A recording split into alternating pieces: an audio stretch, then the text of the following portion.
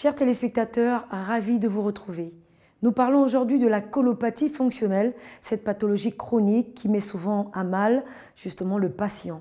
Qu'est-ce que c'est? Est-elle sans gravité? Et quels sont les signes de cette colopathie? La colopathie fonctionnelle est d'abord un problème de gastro-entérologie.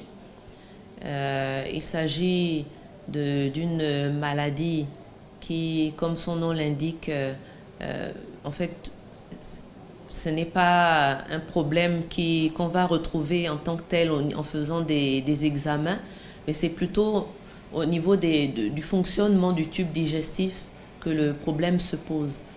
Donc ça peut souvent se manifester, ça se manifeste souvent par une constipation, parfois une diarrhée, ou tantôt une constipation, tantôt diarrhée. Le patient peut aussi se plaindre de douleurs au niveau du ventre. Il peut aussi se plaindre de ballonnements abdominaux. Ce qui se passe, c'est que au niveau du ventre, le patient va souvent avoir mal. Il aura souvent des douleurs. Il va se plaindre de douleurs. Il va se plaindre d'une constipation qu'il n'avait pas avant. Il est constipé, il ne va plus régulièrement à la selle. Il a tendance à avoir le ventre ballonné également. Parfois, il va se plaindre de diarrhée. Voilà, comme vient de le confirmer le docteur Inès Maganga Moussavou, le tube digestif est normal anatomiquement, mais c'est son fonctionnement qui est une pathologie. Et dans la plupart des cas, ces signes persistent avec des périodes de crise et d'amélioration, voire d'accalmie. Mais quelles sont les causes réelles de la colopathie fonctionnelle, docteur Maganga Moussavou? L'origine précise en tant que telle n'a pas vraiment été élucidée. C'est vrai qu'on a eu à... Il semblerait il peut y avoir un point de départ infectieux.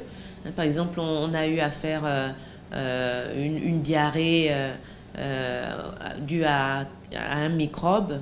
Et à ce moment-là, les choses commencent à partir de là.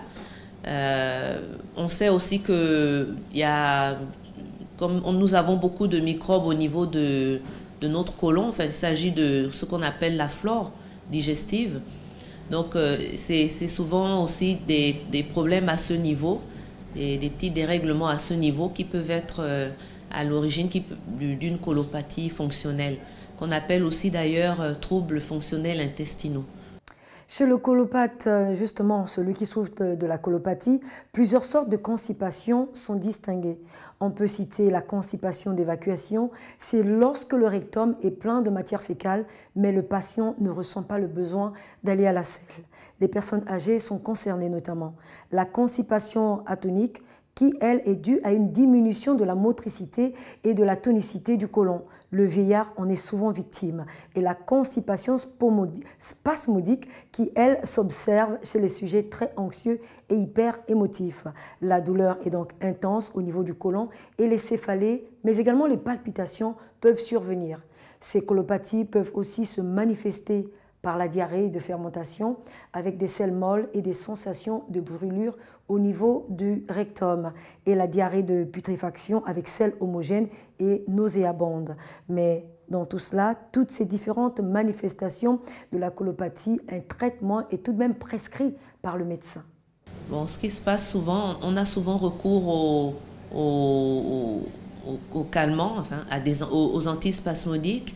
On essaye aussi de régulariser, faire ce qu'on appelle la régularisation du transit, c'est-à-dire faire en sorte que le patient soit moins constipé, lui donner des laxatifs. Quand il a la diarrhée, lui donner des médicaments qui vont aider à épaissir les selles, faire en sorte que la diarrhée se réduise, enfin que le nombre de selles redevienne normal. Et puis bien sûr on va lui donner des indications par rapport à ce qu'il doit éviter de manger, qui pourrait contribuer justement à la colopathie fonctionnelle. Bon, parfois il faut avoir recours aussi au service d'un psychologue, dans certains cas, pas toujours. Il est constipé, on va lui dire qu'il faut éviter de manger des choses qui vont rendre les selles dures, par exemple les féculents, tout ce qui est le manioc, le riz surtout. Le riz constipe beaucoup.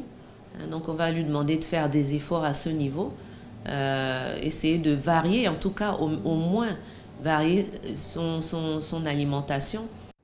Voilà, la colopathie fonctionnelle était donc le thème du jour. Sachez qu'une hygiène alimentaire variée, composée essentiellement de fruits, de légumes, régularise le transit. Le malade colopathe peut aussi consommer beaucoup d'eau pour mieux vivre avec la colopathie fonctionnelle, qui d'ailleurs est chronique. Pas d'automédication quelconque, faites toujours recours à un médecin. Le médecin sera à même de vous prendre en charge face à votre pathologie. Au revoir et à demain pour un autre numéro.